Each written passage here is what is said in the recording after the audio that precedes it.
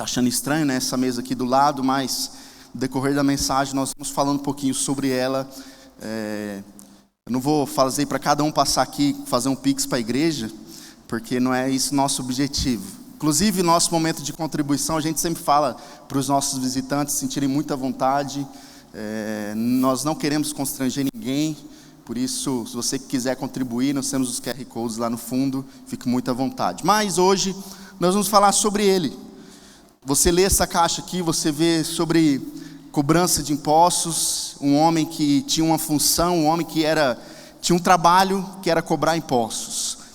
E é sobre ele que nós vamos falar nessa noite. Quando Jesus saiu dali, viu um homem chamado Mateus. Esse homem chamado Mateus estava sentado em sua coletoria de impostos. Siga-me e seja meu discípulo, disse Jesus a ele.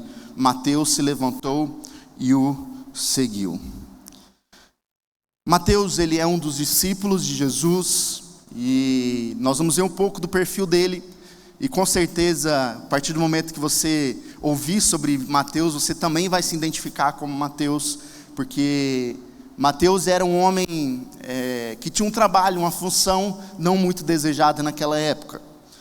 E é interessante porque Jesus, ele nunca chama fãs. Tem hoje o nosso país, o Brasil, ele é um país cristão.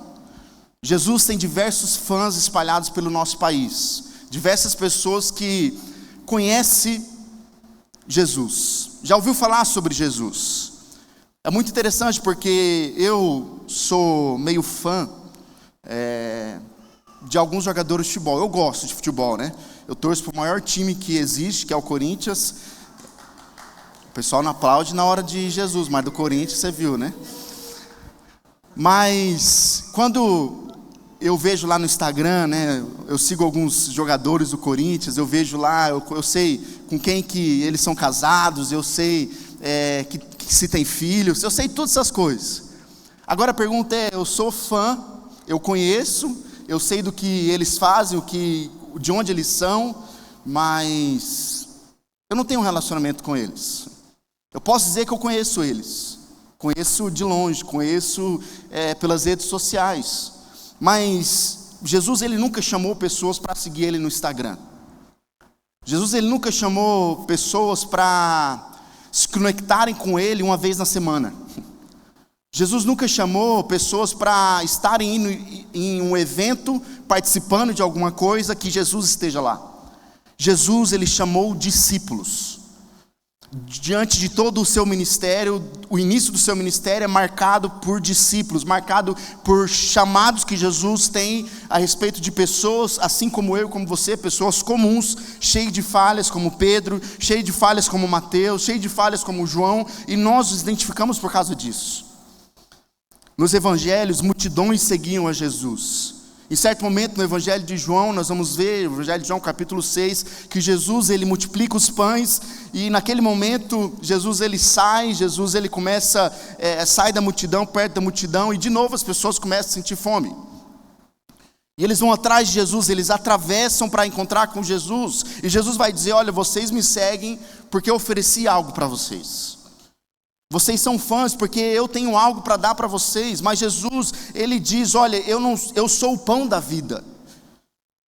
Esse pão aqui alimenta vocês durante esse tempo, assim como alimentou o povo de Israel. Jesus, ele cita o exemplo de Moisés, onde o maná caiu do céu, alimentava ali no dia. Mas Jesus agora, ele não é esse pão para um domingo. Jesus, ele não é um pão para um final de semana, para alimentar o cristão, alimentar o crente num dia. Jesus, ele é o pão de cada dia. Jesus é o pão que nos alimenta dia após dia. E essas multidões, eles seguiam Jesus, mas poucas pessoas decidiram viver como discípulos de Jesus. E ser discípulo é mais do que acreditar em Jesus. Ser discípulo é mais do que você vir numa igreja. Ser discípulo é mais do que você levantar uma mão numa canção. Ser discípulo é mais do que você conhecer algo sobre a Bíblia. Ser discípulo é muito além disso. Ser discípulo é seguir o Mestre. Ser discípulo é imitar Jesus. Ser discípulo é viver como Jesus viveu. Isso é ser discípulo. No mundo dos seguidores, né, da rede social, como eu citei aqui, Jesus ainda procura discípulos verdadeiros. No mundo onde tem tantos fãs, pessoas que têm Instagram com mais de 100 milhões de seguidores, Jesus ele continua procurando discípulos. Jesus não procura multidão, Jesus procura pessoas que possam seguir e ser igual a Ele. E a pergunta que eu faço para você: você é um discípulo de Jesus? Ou talvez você se identifica como um fã de Jesus? Você sabe quem Ele é, mas de longe, você não tem um relacionamento com Ele. E aí, pensando nisso, Bonhoeffer, um teólogo, ele vai falar que o cristão não é apenas alguém que crê em Cristo, mas alguém que se torna como Cristo. A primeira vez em Atos, em Atos, onde Jesus já tinha subido aos céus, e os discípulos estavam continuando o ministério, dando continuidade ao ministério de Jesus, a multidão, as pessoas olhando os discípulos, chamam eles de cristãos. Por quê? Porque eles eram pequenos cristos, parecidos com Cristo. Não foi os discípulos que se identificaram como cristão. Hoje nós, como cristão, a gente precisa se identificar. Não, eu sou da igreja tal, eu sou da igreja Y, eu sou da igreja Z, eu sou dessa igreja. Mas naquele momento, os discípulos eles foram identificados, não porque eles levantaram uma placa de igreja, mas porque eles eram parecidos com Jesus. Se você for ler os evangelhos, se você for ler Atos, você vai ver isso, que há algo que identificava. Quando Pedro, nós falamos semana passada, né? Quando Pedro negou Jesus, o que as pessoas começaram a questionar Pedro? Que ele se parecia com Jesus. A fala dele era parecida com Jesus. Então, quando nós entendemos que ser cristão não é apenas crer em Cristo, eu creio em Deus, eu sei que Ele existe. Não, ser cristão é você ser parecido com Cristo. Seguir o mestre, andar como o mestre anda. Tem um livro muito famoso, muito antigo, Em Seus Passos, o que faria Jesus. E aí a questão é, como que eu tenho andado? Eu tenho parecido com Jesus? Eu tenho sido como Jesus? Pensando nisso, nesse mundo de redes sociais, a gente está olhando o perfil dos discípulos. Eu quero destacar o perfil de Mateus, né? Mateus, _ apóstolo, ele está verificado também assim como Pedro. Mateus, ele era ex-cobrador de impostos, e aí escritor do evangelho. Mateus, esse mesmo discípulo, escreve o primeiro evangelho, e é um evangelho eu acho muito rico, o evangelho de Mateus, tem muitos detalhes que nos outros evangelhos não tem. Você pode estar lendo na sua casa, você vai perceber isso, mas eu destaco isso, que ele era um ex-cobrador de impostos. Para você ver essa mesa aqui, tem uma maquininha de cartão. Naquela época não tinha maquininha de cartão, mas a gente é uma igreja contemporânea, a gente usa maquininha de cartão. Mas Mateus, ele estava sentado numa mesa como aquela. A função dele era cobrar imposto. Ele era um judeu, ele era responsável por coletar taxas e tributos. Então, assim como hoje nós temos impostos, naquela época também existiam impostos, e naquela época era para o Império Romano. O Império Romano dominava os judeus, eles dominavam o povo judeu, então eles contratavam pessoas do povo mesmo, dos judeus, para trabalhar, para cobrar taxas e impostos. E eles cobravam taxas sobre tudo, sobre mercadoria, sobre produto, imposto do comércio, entradas e pontos, pedágio eles cobravam, renda e propriedades, importação e exportação. Isso a gente identifica muito, né? Tanto de imposto que a gente paga, mas assim também era na época. E Mateus era essa pessoa que cobrava esse imposto. Lembrando, o Império Romano, eles terceirizavam essa cobrança de impostos. Não era eles que faziam essa cobrança, eles terceirizavam. Então eles contratavam pessoas para receberem esses impostos.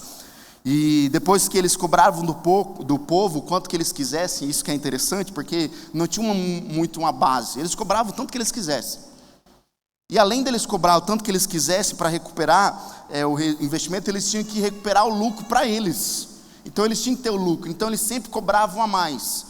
Então, se o imposto era, daquele livro ali, era R$100 para o Império Romano, Mateus e os outros cobradores de impostos precisavam cobrar algo a mais para eles. Então, um valor ia para o Império Romano e o outro valor para eles. Então, por isso que muitos cobradores de impostos cobravam muito além do que era necessário, do que deviam, porque eles exploravam o povo para eles ficarem ricos. Por isso que todos os cobradores de impostos naquela época eram muito bem de vida, mas eram considerados traidores. Por quê? Porque eles trabalhavam para os romanos. Eles, sendo judeus, eles trabalhavam para os romanos e tributavam o próprio povo. Eles eram como um inimigo opressor, porque eles eram da família dos judeus, eles estavam lá, tinham seus familiares, amigos, mas a partir do momento que eles aceitavam essa função, eles eram totalmente excluídos, porque eles eram traidores. Além de traidores, eles eram ladrões, porque eles cobravam muito mais do que devia, e enriquecia a custa do povo, né? Para ser assim, vamos jogar limpo, era mais ou menos, não vou colocar todos os políticos, né? Mas como 80% da classe política, os cobradores de impostos também tinham essa função e ficava rico em cima do povo. Outra coisa também, que eles eram impuros espiritualmente.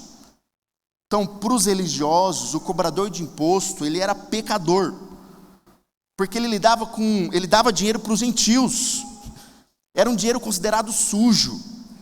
Então eles eram vistos como pecadores públicos. Todo mundo sabia, ao passar pela mesa de Mateus, ao passar por aquele lugar, eles sabiam que ali havia um pecador, que ali havia alguém que era traidor, que ali havia alguém que cobrava impostos injustamente, que estava ficando rico em cima do povo.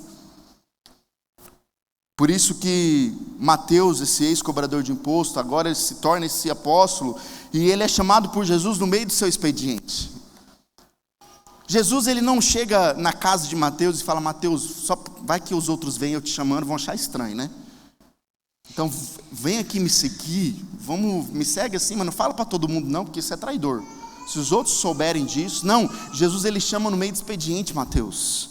Outra coisa também que a gente destaca, porque naquele momento que Mateus tem esse chamado, ele passa então a esse relacionamento com Jesus, ele vai para casa. Jesus, ele então critica os fariseus, dizendo o seguinte: olha, eu não vim para os justos, eu vim para os pecadores. Além dele ser o autor, como eu disse, o autor do evangelho que mostra o rei e o reino, Mateus ele mostra muito a respeito de Jesus sendo o rei dos reis, a respeito do reino, e também onde ele foi chamado em Cafarnaum, que ele foi ali seguindo o mestre. Agora, imagine Jesus caminhando em Cafarnaum, com seus outros discípulos. Jesus estava no seu dia, caminhando com os discípulos, até que ele vê alguém sentado numa mesa. Uma mesa de um traidor, uma mesa de um pecador. Jesus, ele passa naquele momento e para diante da mesa. Jesus ele para diante da mesa de um cobrador de impostos, símbolo de corrupção, de traição, de rejeição, e ali está Mateus, sentado, cumprindo o seu papel, ficando rico, nem aí porque os outros estavam pensando, ou talvez ele estava assim preocupado com a sua reputação, nós não sabemos, mas Jesus para na frente de Mateus, e então convida ele: Mateus, siga-me. Mateus estava cercado de dinheiro, Mateus tinha tudo, Mateus podia enriquecer cada vez mais, juntar patrimônio. Se a gente for pensar nos dias de hoje, colocar a classe política, já que tem algo muito parecido com Mateus, dificilmente você vê um político deixando de ser político, na é verdade? Dificilmente isso. Porque eles entram numa roda que para sair é muito difícil. Ainda mais porque dinheiro, mais dinheiro. E aí é o perigo também do dinheiro, né? Quando a gente lida com muito dinheiro, eu não sei o que é isso, mas quanto mais você tem, mais o desejo de ter. Muitas vezes é assim. Por isso que Jesus vai dizer que é mais fácil o camelo passar por dentro de uma agulha do que um rico entrar no reino dos céus. Porque o coração do rico, e aí não dizendo que nenhum rico vai para o céu, não, nada disso. Jesus estava dizendo que a esperança de muitos dos ricos é o dinheiro, é o que eles têm, é o patrimônio que eles têm. E Mateus, ele tinha tudo, talvez ele já tinha uma casa própria, talvez ainda jovem ele já tinha, pensar nos dias de hoje, né, o carro do ano, já tinha um carro elétrico, a casa dele já tinha energia solar, já podia carregar o carro dele na casa. Mateus tinha o iPhone 17 Pro Max Ultra YZ. Mateus já tinha tudo de bom. Agora, ouvir de um homem sendo seguido por um monte de pecador, de pessoas que eram pescadores, Jesus olha para Mateus e diz: Mateus, siga-me. O que Mateus fez? Se levantou e seguiu Jesus. É algo de se admirar, porque possivelmente Mateus não estava feliz. Possivelmente Mateus tinha entendido que mesmo ele tendo muito, mesmo ele enchendo os seus bolsos de dinheiro, havia um vazio no coração dele. Mateus nos ensina que o que é ser um verdadeiro discípulo de Jesus. Mateus nos ensina que ele nos mostra que ninguém é tão pecador que não possa ser chamado por Jesus. Ninguém é tão perdido que não possa ser achado por Jesus. E aí eu quero conversar com os irmãos 4 características de um discípulo, olhando para o discípulo Mateus. A primeira característica de um discípulo é que o discípulo é aquele que é visto por Jesus. É visto por Jesus mesmo quando ninguém quer ver. Mesmo quando não é bem visto pela sociedade, Jesus olha para Mateus. O texto vai dizer isso, que quando Jesus saiu dali, viu um homem chamado Mateus. Eu acredito que as pessoas passavam longe de Mateus. Não queriam olhar para Mateus. O ódio do coração das pessoas é olhar para Mateus, sendo um traidor, sendo um pecador. As pessoas não queriam olhar para ele, mas Jesus, o que Jesus faz? Jesus, ele sai, ele começa a caminhar em Cafarnaum e ele vê um homem. Mateus, ele era invisível para a sociedade, odiado pelos judeus e desprezado pelos religiosos, mas mesmo assim, Jesus passa sobre a mesa de Mateus e para e olha para ele. A gente vive um tempo em que todos querem ser vistos, né? Nas redes sociais, quer ter um mundo das curtidas, dos seguidores, ser reconhecido. Quem não quer ser reconhecido no trabalho, para o chefe, ou ser reconhecido numa empresa, ter uma empresa, um comércio e ser reconhecido esse comércio? Quem não quer? Mas o olhar de Jesus é diferente de qualquer olhar. O olhar de Jesus, ele não apenas nos vê por fora. Jesus, ele vê o que está dentro do nosso coração. Eu olho para os irmãos, para vocês, para os visitantes, e eu estou olhando por fora, eu não tenho o poder de olhar por dentro. Mas Jesus é aquele que olha, sabe, te conhece, me conhece, ele que sonda o nosso coração e conhece tudo que temos e tudo que somos. Enquanto o mundo olha as aparências, enquanto as pessoas estão preocupadas com o exterior, Jesus, ele olha o coração. Talvez Mateus tinha o melhor tênis que já existia na época. A melhor sandália, né? Talvez Mateus era alguém que não faltava nada na casa dele, mas faltava tudo na vida dele. Tudo ele podia comprar, mas ele não tinha nada dentro do seu coração. Mateus, ele é observado por Jesus. E sabe, Jesus não apenas o nota. Ali tem um cobrador de impostos. Jesus não apenas o conhece, o observa Mateus. Jesus, ele conhece profundamente. Jesus sabia o vazio que estava no coração de Mateus.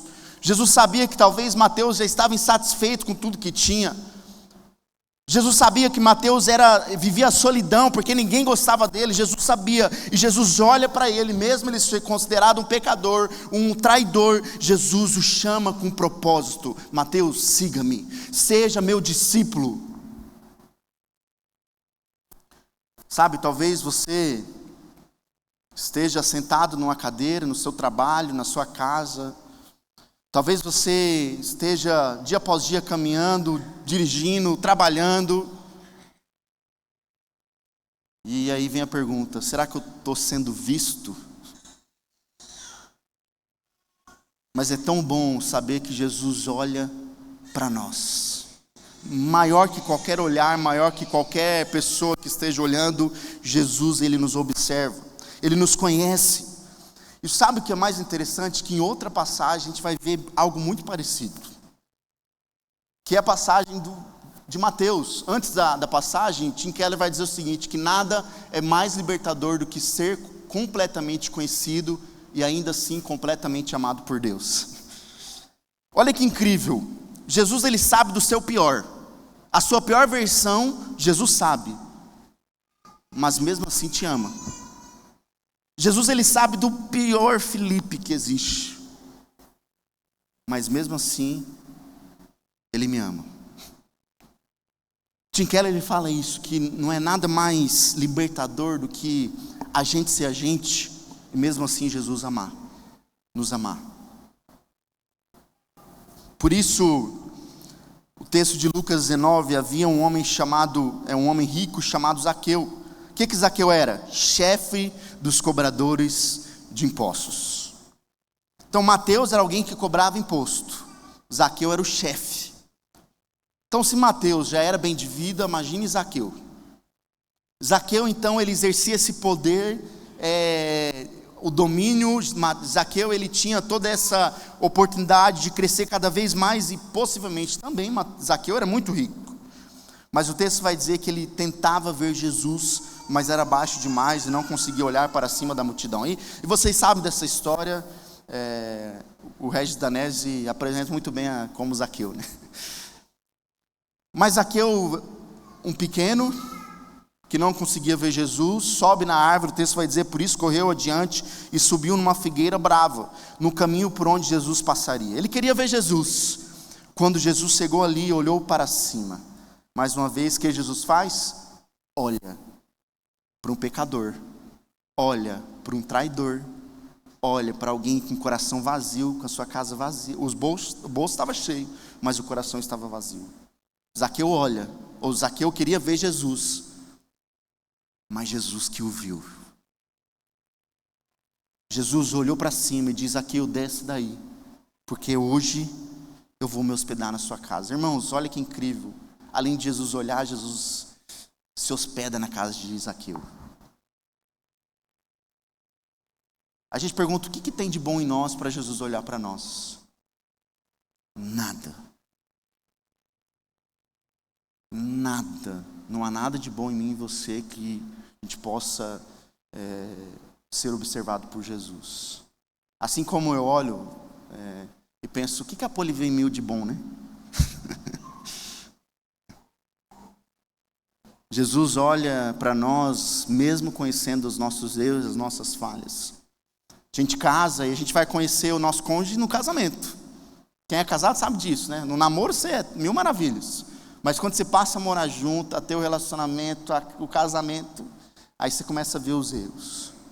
Alguns optam por não casar mais. Não quero mais isso, se separam. Por quê? Porque eu sei o pior daquela pessoa. Você que já foi casado, se eu sentar com você, você vai falar, mas assim, você vai falar muito mal do seu cônjuge, que você se separou. Porque você sabe das falhas dele. E assim também, se eu sentar com seu ex-marido ou ex-esposa, também vai falar mal de você, porque sabe das suas falhas. Mas Jesus, ele passa pela mesa, sabendo de todos os pecados de Zaqueu e de Mateus, e olha para eles. Não é incrível, gente? Por isso que antes de tomar decisões, de qualquer decisão que você tomar, lembre-se, Jesus te vê. Antes de qualquer coisa, lembre-se disso, Jesus está te olhando. Quando o mundo te ignora, lembra, Jesus te enxerga. Quando você se sente incapaz, lembra, Jesus te escolheu, te chamou, te olhou. Por isso que não é mais nada mais libertador do que saber que mesmo com todas as nossas falhas e pecados, Jesus olha para nós. Por isso que a gente vai ver lá em 1 Samuel, quando Samuel vai ungir o próximo rei. E aí chega o Senhor, contudo, disse a Samuel: não julgue pela aparência nem pela altura, pois eu o rejeitei. O Senhor não vê as coisas como o ser humano as vê. As pessoas julgam pela aparência exterior, mas o Senhor olha para o coração. Lá no momento que Samuel foi escolher um rei, estavam os melhores filhos de Jessé. Os melhores, mais fortes, os guerreiros. Mas existia um, coitadinho, que estava lá trabalhando no campo. Para aquela família, não, Davi não tem como ser. Mas há algo que Deus tinha olhado, que era o coração. E é isso que Deus olha para nós e vê o nosso coração. Claro que aí também há um grande desafio, né? É um privilégio Deus nos conhecer, mas também há um temor que nós devemos ter, porque Deus conhece o nosso coração. Deus sabe tudo que você faz no oculto. Deus sabe o que você faz pelo seu celular, com o que você acessa, com quem você conversa. Deus sabe de todas as coisas. Mas sabe, mesmo assim Ele olha para você agora e diz: o teu nome, siga-me. O olhar de Jesus não apenas observa, mas é um olhar que transforma. É um olhar que transforma. Charles Spurgeon vai dizer que o Cristo não vê os homens como eles são, mas como Ele pode transformá-los pela sua graça. Cristo não olha como você é, Cristo não olha como eu sou, mas Ele olha como o que Ele pode fazer em nós através da sua graça. Onde outros viam um pecador, olhando para Mateus, Jesus viu um discípulo. Jesus viu alguém que iria escrever um evangelho que ia durar tantos anos, ia chegar até nós para ler, para refletir e para praticar, para analisar, Deus falar conosco através da vida de Mateus. Ser discípulo, então, começa quando nós deixamos de viver segundo o olhar das pessoas. A gente busca a aprovação das pessoas, mas ser discípulo é quando a gente para de buscar essa aprovação, de viver segundo o olhar das pessoas e passamos a viver sob o olhar de Jesus. Passamos a viver sob o olhar de Deus. Por isso que Ele nos dá a possibilidade quando nem nós enxergamos. A gente não vê nada de bom em nós, mas mesmo assim Deus olha algo. O olhar de Jesus, então, o olhar de Jesus transforma a minha e a sua identidade antes de transformar comportamentos. Antes de qualquer coisa, Jesus olhou. Sabe, Mateus não fez o seguinte: jogou as cobranças, jogou o dinheiro. Tem até dinheiro. Tem dinheiro aqui, viu, gente? Mateus não antes jogou esse dinheiro e pensou: não quero mais isso, eu quero algo diferente. Não, Mateus primeiro foi observado por Jesus. E aí, gente, eu sempre falo aqui na Betel é essa igreja que não espera que você mude, espera que o Espírito Santo transforme o seu coração, assim como tem transformado o nosso coração. A Betel não busca mudança de comportamento, busca pessoas que buscam um relacionamento crescente com Jesus. Mateus, ele não virou a mesa, o Zaqueu não falou: não quero mais ser líder, ser chefe dos cobradores de impostos, agora eu quero viver para Jesus. Não. Esses homens foram vistos por Jesus antes de qualquer coisa. Antes de qualquer coisa. Quando você olha para alguém lá no seu trabalho, na sua casa, você pensa: nossa, como aquela pessoa poderia mudar? Eu não gosto disso dela, eu não gosto daquilo dela. Mas antes de qualquer coisa, sabe o que precisa? Jesus primeiro precisa ver ela. Claro que Jesus olha todos nós, né? Mas Jesus primeiro precisa tocar o coração dela. Pare de exigir mudança das pessoas, sendo que só Jesus vai fazer mudança. Assim como nós também, é Jesus que nos transforma. Não é porque você é bom que você parou de usar roupa curta, parou de falar mal dos outros, parou de postar coisas na internet lá para falar mal de tal pessoa. Não. Se há algo de bom em você, eu sempre falo isso, a frase de Lutero: se há algo de bom em você, é Cristo. E se há algo de ruim em você, é você, sou eu.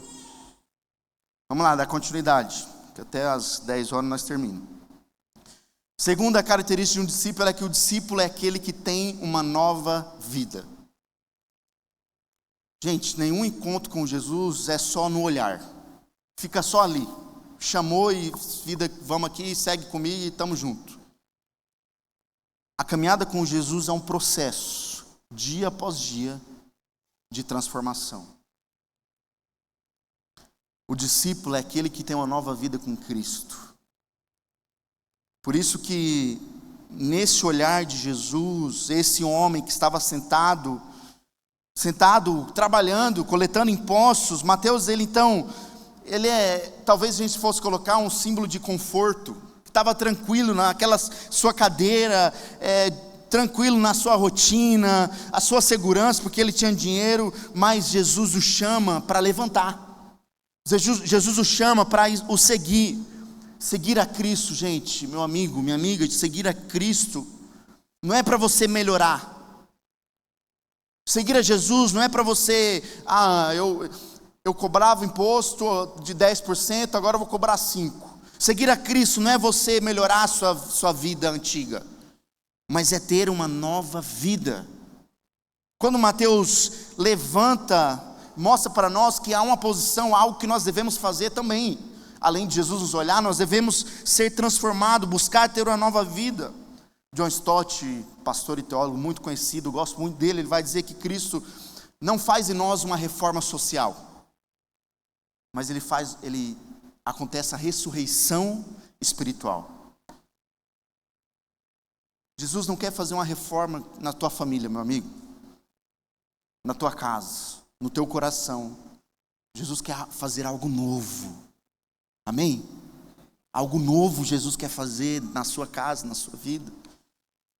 Por isso, Bonhoeffer vai falar que quando Cristo chama um homem, ele convida para vir e morrer. O Evangelho é isso. O Evangelho não é você ter uma vida melhor, mas é morrer. Seguir a Cristo é morrer para si mesmo, dia após dia. Seguir a Cristo é matar o seu eu todos os dias. O convite de Jesus para Mateus, não foi Mateus? Continue aí ganhando teu dinheiro, só lembra de fazer oração todo dia. Lembra de domingo, pelo menos, você ir na sinagoga, Mateus. Eu não estou vendo você lá na sinagoga, Mateus, está faltando alguma coisa aí. Seguir a Cristo é o chamado de Mateus, levanta e siga-me. Sai do conforto, sai dessa sua vida, que eu quero te dar uma nova vida, um novo sentido. Isso é seguir a Jesus. Deixar a coleteria, irmãos, era um sinônimo de deixar para trás o velho Mateus. Deixar aquilo que dava conforto para ele, momentâneo, um conforto terreno, ter dinheiro. Quando Mateus se levantou, ele estava deixando uma função, um trabalho, um emprego, para seguir a Jesus. O discípulo autêntico, ele não negocia o chamado. Jesus, só um pouquinho, sabe aquela história que Jesus vai dizer, quando Jesus chama e um homem fala, não Jesus, espera que eu vou sepultar o meu pai. Não Jesus, espera porque eu estou trabalhando, eu não consigo ir agora. Jesus, meu filho está crescendo. Jesus, eu sou muito novo ainda, eu preciso curtir minha vida. Jesus, isso, aquilo, agora não. O chamado de Jesus é obediência, é negar a si mesmo. Por isso que quando Nicodemos, um líder religioso, Nicodemos era um grande líder religioso, sabia das leis, conhecia a Torá. Quando Nicodemos começa a ter aquela conversa em João 3 com Jesus, Jesus vai dizer o seguinte para ele, olha Nicodemos, você quer ver o reino dos céus? Se você não nascer de novo, não poderá ver o reino de Deus. Sem um novo nascimento não tem como a pessoa chegar no céu. Não existe essa possibilidade, gente. Não é vir numa igreja. Jesus não falou para Nicodemos, continue sendo um líder religioso, continue sabendo da Bíblia, continue cobrando as pessoas. Não, Jesus disse para Nicodemos, se você não nascer de novo. Há muitas pessoas nas igrejas por aí, que nunca tiveram uma nova vida. Vivem ainda naquela velha vida, na velha natureza. Agora o chamado de Jesus é para morrer. É para morrer, dia após dia, negar o eu. Nicodemos era religioso, ele conhecia a lei, mas ele não tinha uma vida nova, uma nova vida. Jesus deixa claro que o discípulo começa tomando a decisão de um coração regenerado, um novo coração. O discípulo não começa com comportamento corrigido, deixando de fazer algumas coisas, deixando de usar algumas roupas, deixando de mexer em tal coisa. Não, o discípulo começa com o coração regenerado. A mudança de Jesus não é para fora para dentro, é de dentro para fora. Jesus, ele olha para o nosso coração, ele quer primeiro transformar o nosso coração, o nosso interior, dando um novo nascimento. Por isso que a gente for pensar alguns exemplos, né, de pessoas que tiveram uma nova vida. Maria Madalena, de possuída, uma mulher que estava possuída pelo demônio. Uma seguidora fiel de Jesus. Quando caminhou com Jesus, gente, ela participou de momentos tão importantes na vida de Jesus. E ela era uma mulher que estava endemoniada. Alguém que foi transformado por Jesus. A gente vai ver Paulo que queria matar os discípulos, Paulo que era perseguidor dos cristãos, talvez o maior missionário que já existiu. Escreveu tantos livros na Bíblia, do Novo Testamento. Pessoas que foram transformadas, um homem que não gostava de cristão, se tornou uma referência para os cristãos, para nós nos dias de hoje. Nós vamos ver também a mulher samaritana que tinha outros homens com os quais ela se deitava. E lá em João 4, Jesus decide parar num poço para pegar água. Na verdade, Jesus queria conversar com ela. E naquela conversa, Jesus oferece a água da vida. E ele experimenta dessa água. Uma mulher que era rejeitada, uma mulher que era considerada mulher que deitava com outros homens, agora uma nova vida. E ela se tornou também uma missionária. O texto vai dizer, João 4, que quando ela termina o encontro com Jesus, o que ela faz? Ela sai correndo pelo povoado, pela cidade, contando dos amigos, contando para as pessoas o que Jesus tinha feito na vida dela. E sabe o que aconteceu? Pessoas começaram a ouvir o testemunho dela. Alguém que não era nada, alguém que era excluída. Mas quando ela teve o encontro com Jesus, algo novo aconteceu na vida dela. Jesus transformou a vida dela. Jesus transformou a vida de Paulo, Jesus transformou a vida de Maria Madalena, Jesus transformou a vida de Zaqueu, de um homem corrupto, a alguém generoso, alguém que decidiu dar 4 vezes mais aos pobres, alguém que antes tinha a mão fechada para si, mas quando teve encontro com Jesus, ele entendeu que é melhor compartilhar do que ficar recebendo. A mulher adúltera que os religiosos jogaram ela para Jesus, dizendo, olha, a lei de Moisés diz que ela deve ser apedrejada. Uma mulher que estava ali no momento crucial da vida dela. Talvez alguns teólogos vão falar que, como pegaram ela no ato, o texto vai dizer isso, que ela foi pega no ato, talvez até sem roupa ela estava. A vergonha do que ela estava passando na frente daquelas pessoas. Ela foi jogada. E aquele momento onde Jesus olha para ela e Jesus ele diz, olha, se alguém que não tem pecado que atire a primeira pedra. Quando Jesus ele começa a escrever no chão, começa a olhar para o chão, Jesus ele levanta e diz para a mulher, cadê aqueles que condenavam você? E Jesus então olha e diz, olha, seja livre. Eu era o único que poderia condenar, vai e não peques mais. A mulher que era de condenada, ela foi uma mulher perdoada por Jesus. Por isso que C.S. Lewis vai falar que Deus não quer simplesmente fazer de você uma pessoa melhor, Ele quer fazer de você uma nova pessoa. Jesus quer transformar a sua vida, meu irmão, minha irmã. Jesus quer fazer uma mudança no teu coração. Permita que Ele faça essa mudança. Permita que Ele faça o que Ele quer da sua vida, na sua história. Por isso, a terceira característica que nós vamos ver também do discípulo: o discípulo usa seu passado como ferramenta, não como prisão. Sabe, Mateus, ele era bom com números. Mateus era alguém inteligente. Mateus era alguém assim que cuidava dos registros. Joguei os papéis no chão ali, mas talvez Mateus tinha tudo anotado. Que pessoa pagou, qual que não tinha pago ainda.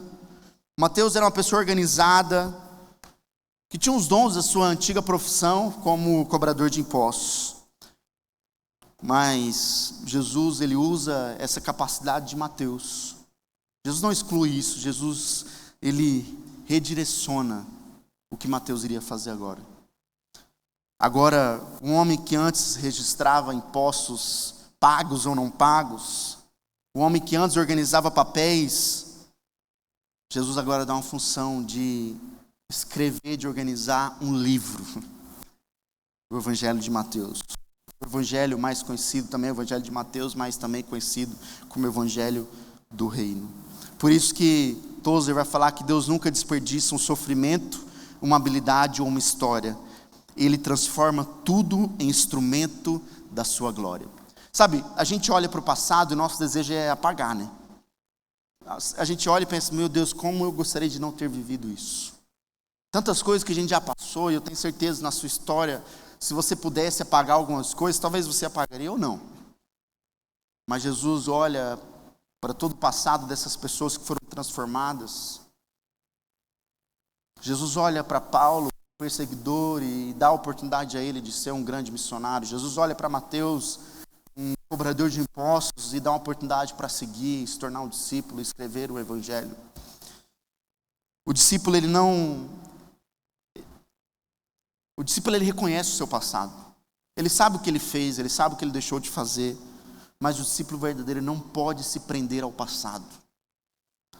O discípulo, ele não ignora o passado, ele o entende e aprende com ele. A gente aprende com os nossos erros, mas nós não deixamos que o nosso passado defina quem nós somos hoje. Porque quem define quem nós somos não é o nosso passado, não são as pessoas, é Jesus. Jesus quem define a nossa identidade verdadeira como filhos. A gente vai ver alguns exemplos de Pedro, onde Pedro, a gente falou semana passada, Pedro nega Jesus, mas foi restaurado, se tornou um dos pilares da igreja primitiva. Paulo, como a gente falou, Paulo sendo perseguidor, se torna um apóstolo. Então, Jesus, ele não simplesmente apaga o passado, ou diz, não, como você tem um passado muito pesado, você fez muita coisa errada, então vamos deixar para os mais certinhos para fazer essas coisas. Não, Jesus olha o passado das pessoas, e aí sim, como Charles Spurgeon também vai dizer, que o cristão não é alguém sem passado, mas alguém cujo passado foi transformado em testemunho. Então Deus olha o seu passado, Deus olha o que você fazia, e usa para instrumento da glória dele. Por isso que tudo é sobre Jesus, né, gente? O passado de Mateus não foi descartado, foi redimido. Da mesma forma, o que você viveu diante de todas as crises, diante de todos os pecados, diante de tudo que você já fez, o que você viveu, Jesus pode usar para alcançar outras pessoas. Tem uma música do Rodolfo Abrantes que eu gosto bastante. Ele vai dizer que das minhas feridas sai um poder para curar. As marcas que nós temos, as cicatrizes, as pedras que nós já batemos e tombamos, Jesus usa para a glória dele agora, olhando para o futuro, olhando para o presente, usa para a glória dele. E se a gente for pensar, tem uma história que eu gosto muito de José, em Gênesis.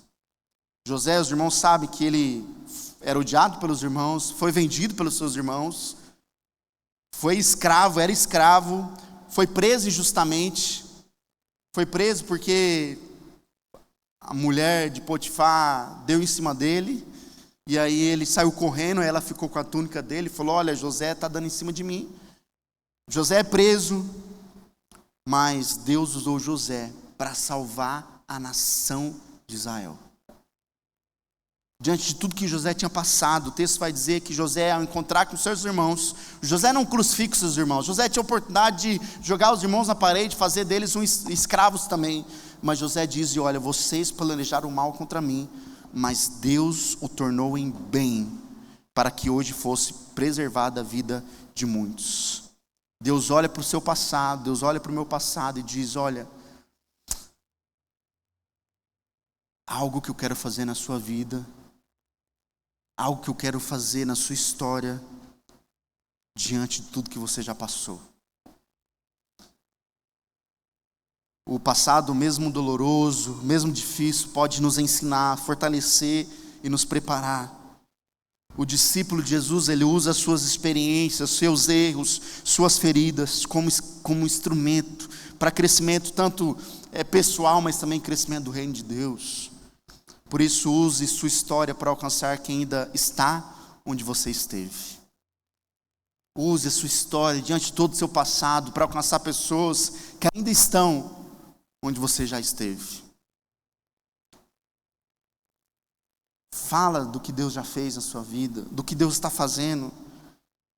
Sabe, a gente escuta testemunho, muitos testemunhos, pessoas falam: nossa, eu tinha isso e eu perdi. Eu era muito rico e agora eu não tenho nada. Não fala o que você perdeu. Fale o tanto que você ganhou de ser um discípulo de Jesus. Infinitamente mais, né, do que a gente pensa, do que a gente imagina.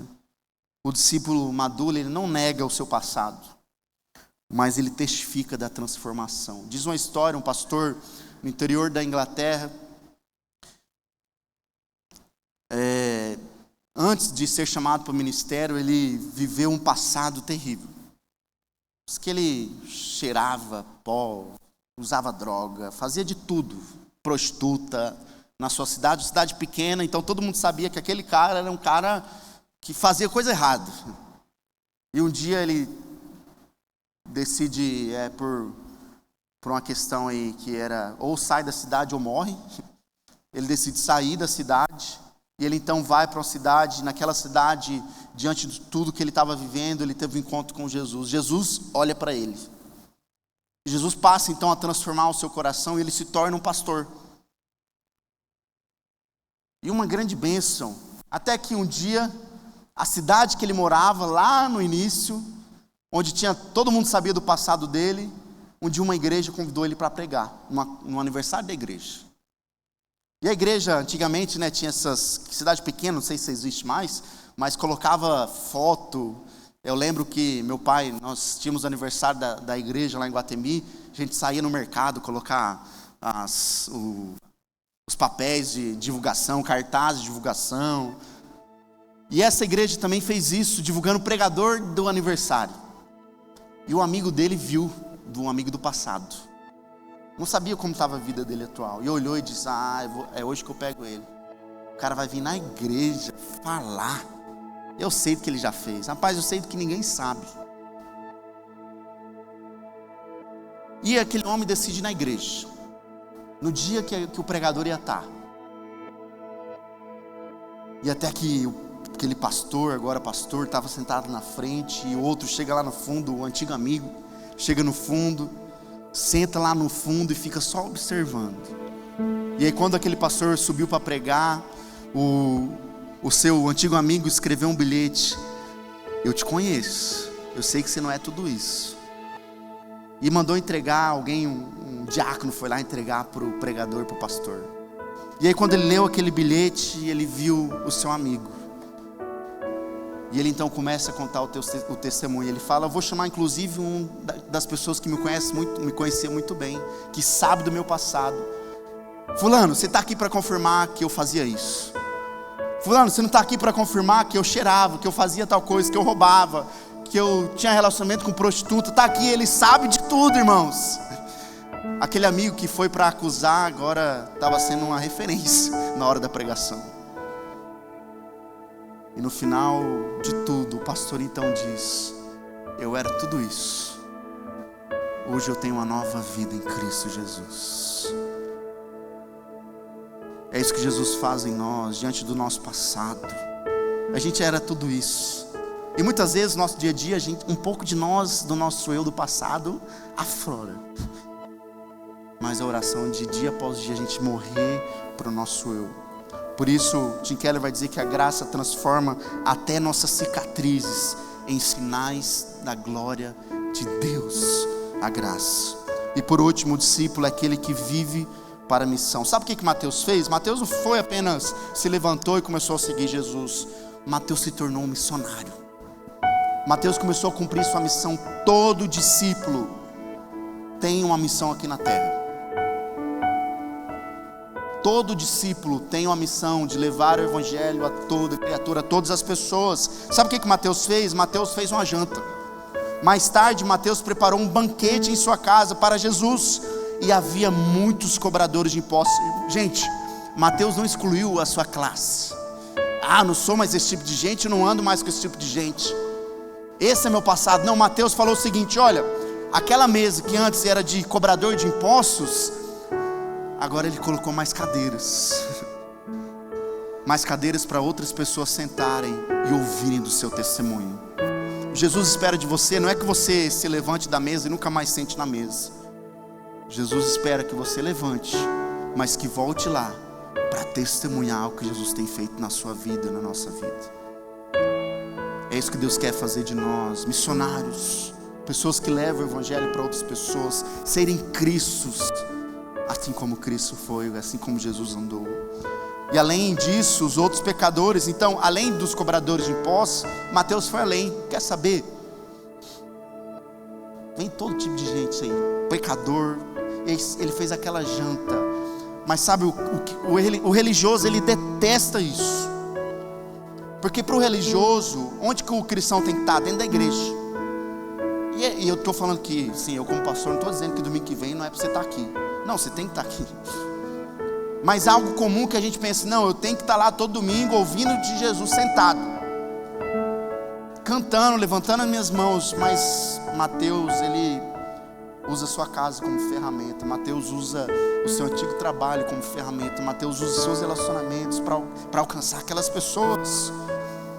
Por isso, quando os fariseus viram isso, perguntaram aos discípulos: por que o seu mestre come com cobradores de impostos e pecadores? O questionamento dos religiosos, dos fariseus, o grupo de religiosos, eles questionaram os discípulos: olha, como Jesus está sentado na mesa com aquele tipo de gente?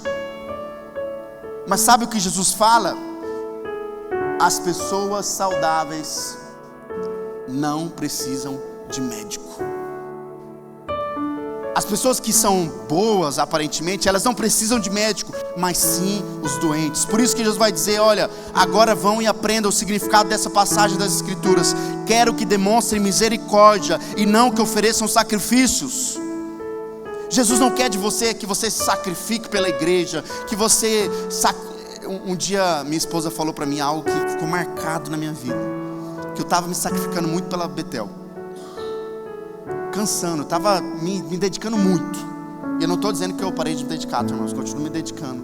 Mas ela me falou algo que marcou a minha história: Felipe, Jesus já se sacrificou pela Betel.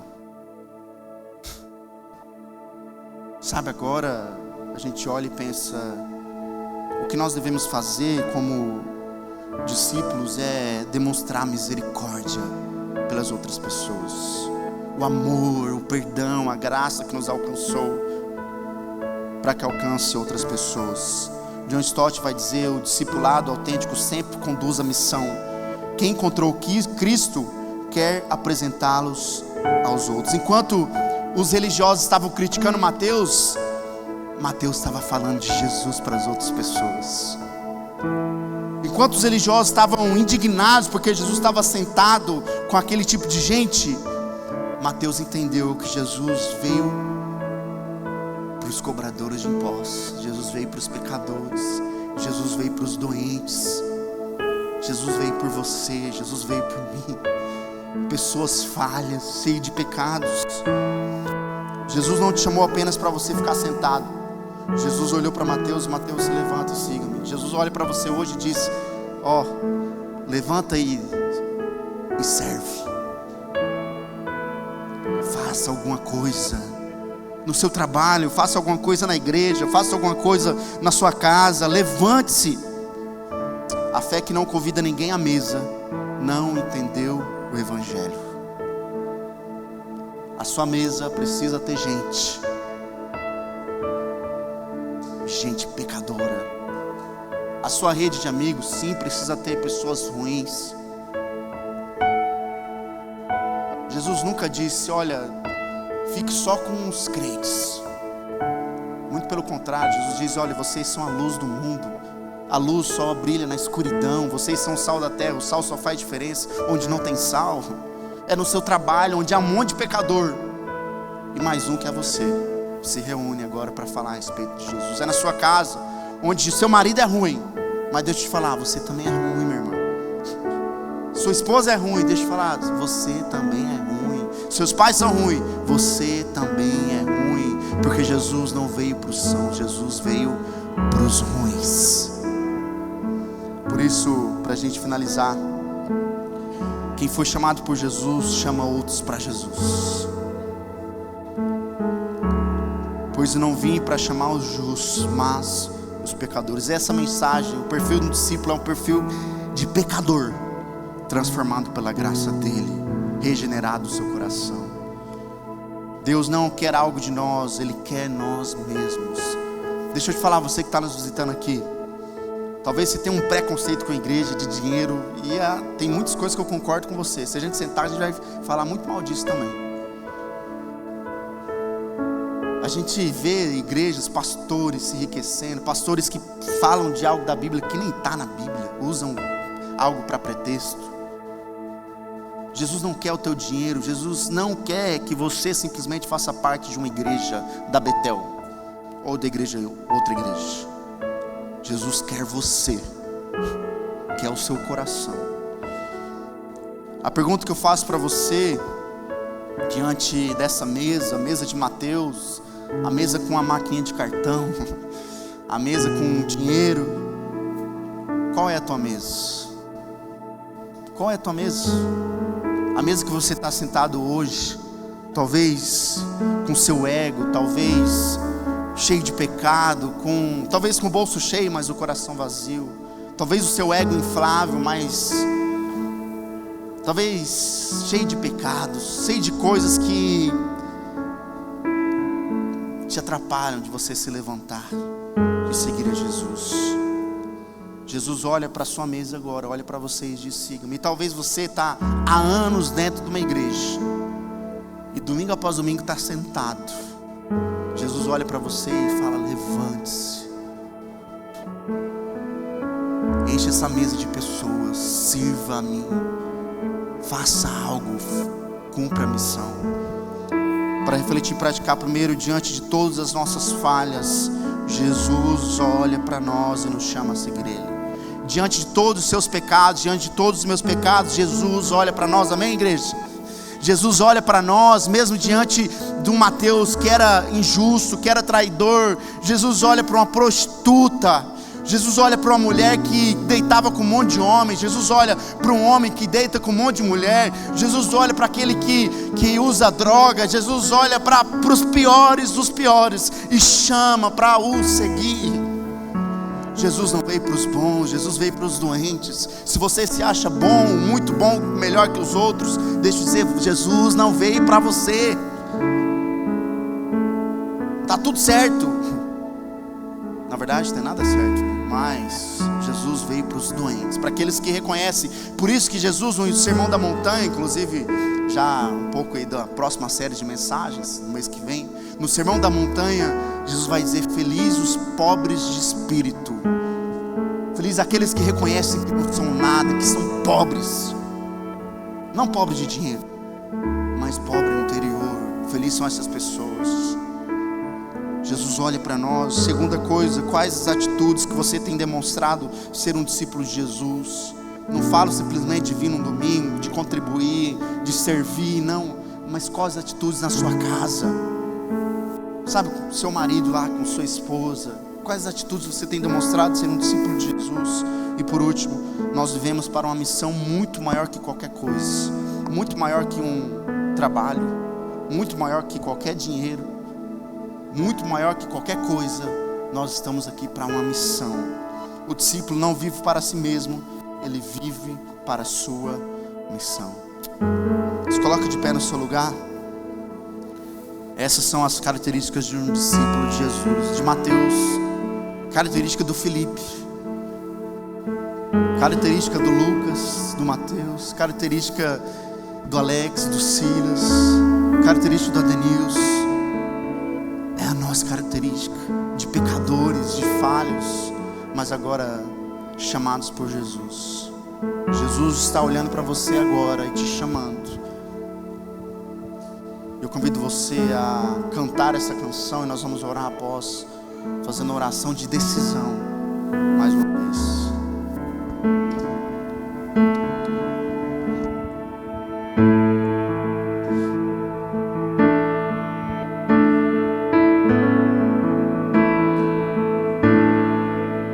Tanto tempo fui vazio, numa vida sem temor. Pra minha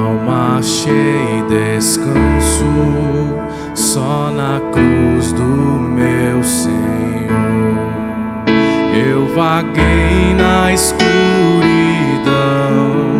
sendo a luz pra me guiar.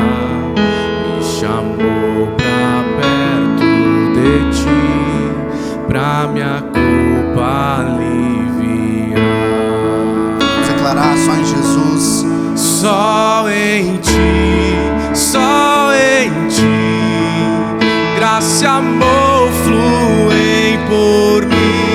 Só em ti, só em ti, acho paz, descanso, enfim.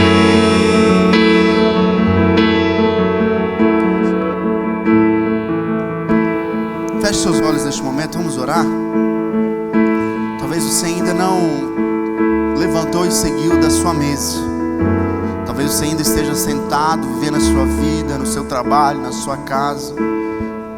Ou talvez a sua mesa seja a mesa da religiosidade.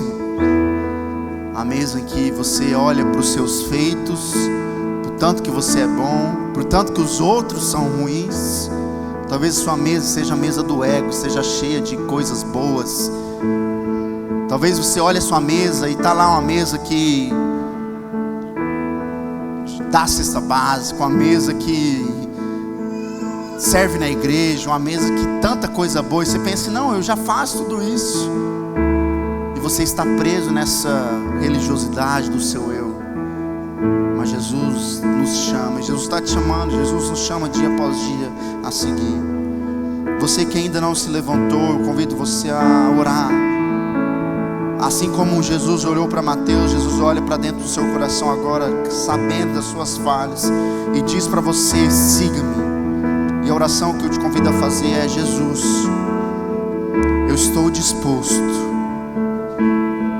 a deixar tudo para te seguir.